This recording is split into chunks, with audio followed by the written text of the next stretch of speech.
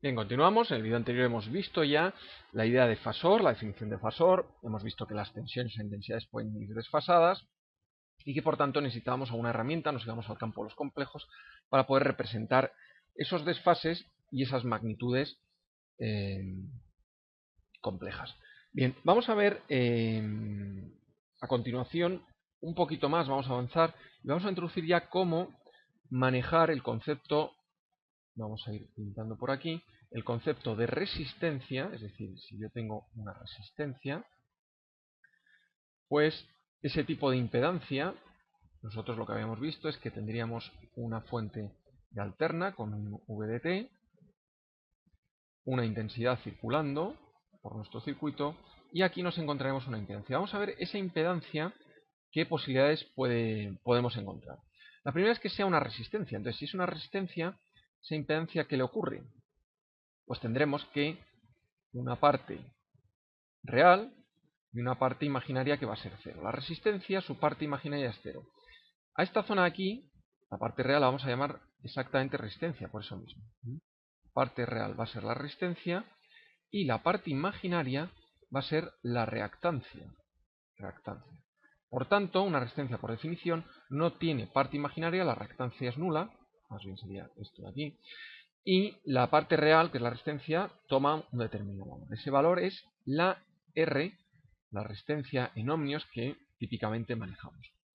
Ahora vamos a ver qué ocurre con una bobina. Una bobina, cuando nos encontramos una bobina en un circuito, debemos decir que la impedancia, es decir, imaginemos que aquí, ahora en lugar de una R, tenemos una bobina. Entonces, la parte real deja de existir, pasa a ser cero, y ahora tenemos una parte imaginaria que es L. Bueno, no lo hemos dicho, esto es equivalente, esto es lo mismo que escribir, vamos a ponerlo así, lo mismo que escribir R a 0, si utilizamos la forma fasorial que yo la recomiendo, mejor que la binómica. En este caso, lo que tendremos es, fijémonos, una L a 90 grados a pi medios. O esto podemos escribir 90 grados, es lo mismo. Bien, ¿qué significa esto? Lo que significa esto es que, fijémonos, la impedancia va a estar 90 grados adelantada. Recordemos, en el diagrama fasorial, vamos a irlos pintando aquí. En este caso, la impedancia la tenemos aquí, la intensidad está aquí y tenemos nuestra tensión aquí. Ahora, en este otro caso, en el de la impedancia tenemos, en el de la bobina, perdón, vamos a tener la intensidad sigue estando aquí, la tensión está ahí, y ahora fijémonos que nuestra impedancia, la Z, ¿dónde va? Va a 90 grados, con lo cual estará aquí, estará ahí representada. Esta sería nuestra Z. La Z ahora está a 90 grados cuando la intensidad está a 0. ¿De acuerdo? Bien. Aquí, por cierto, hay un pequeño error, porque fijémonos, cuando vamos a pintar bien los esquemas, porque hemos hecho un mix, hemos mezclado el ejercicio este a phi, ahora el phi este es 90, en el segundo caso, ¿de acuerdo? Entonces tenemos nuestra intensidad, pero ahora el phi, fijémonos, la tensión va a haber 90 grados, ¿por qué? Porque la impedancia está viendo 90 grados, la impedancia se coloca aquí, nuestra intensidad aquí. Y de igual manera, lo que nos ocurre aquí es que la impedancia está ahí, pero la intensidad también está ahí, y la tensión está también en este eje. En ese caso están todos superpuestos. El phi, fijémonos, aquí es 0, en el primer caso, en este caso phi es 90.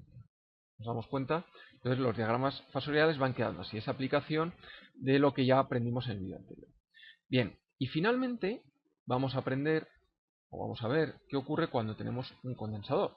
En el caso de un condensador, la Z, lo que le ocurre es que volvemos a tener una resistencia 0, y ahora, en vez de un más, tenemos un menos JC. Fijémonos, la reactancia ahora pasa a ser negativa. Esto es lo mismo que decir que tenemos aquí una capacidad, y esto irá a menos pi medios, o lo que es lo mismo, a menos 90 grados. Ahora el phi pasa a ser menos 90. Entonces, en el diagrama fasorial, si lo tuviéramos que pintar, lo que estamos viendo, suponiendo, ya digo, únicamente hay una fuente de tensión y conectamos a una resistencia, una bobina o un condensador.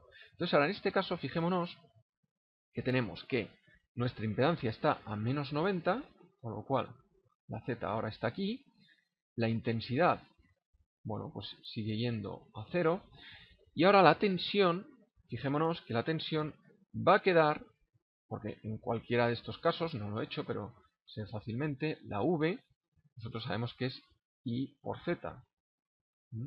Con lo cual, vemos que por eso la V aquí quedaba 90, por la intensidad hemos supuesto que va a ir a 0.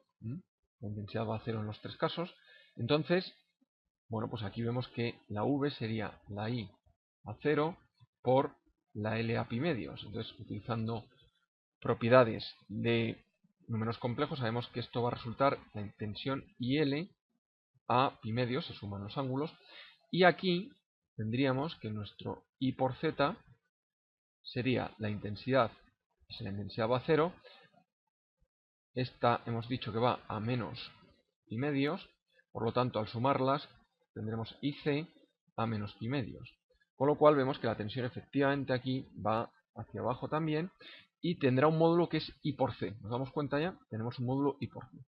Bien, otra manera, no lo hemos explicado, bueno, esto es complejos, es siempre ver que el ángulo se puede hacer, bueno, el módulo de Z,